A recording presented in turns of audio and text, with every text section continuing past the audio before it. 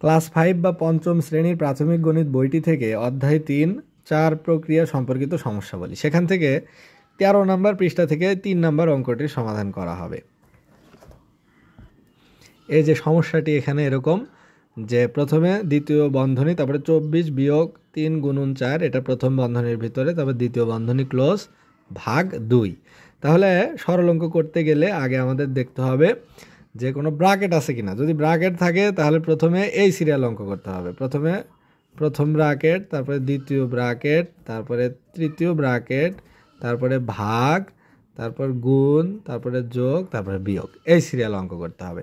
তাহলে এখানে আগে দেখি বন্ধনী আছে কিনা। হ্যাঁ, এই যে প্রথম বন্ধনী আছে, ওই অংশটুকুর কাজ আগে করতে হবে। তাহলে দ্বিতীয় বন্ধনী দেওয়া হলো 24 বিয়োগ 3 4 কত হয়, 3 4 12। এবার দ্বিতীয় বন্ধনী ক্লোজ ভাগ 2। এবার এখানে দ্বিতীয় বন্ধনীর কাজ আগে করতে হবে। যেহেতু প্রথম বন্ধনীর কাজ শেষ, তাহলে এবার টার্গেট হলো দ্বিতীয় বন্ধনী বা সেকেন্ড ব্র্যাকেট।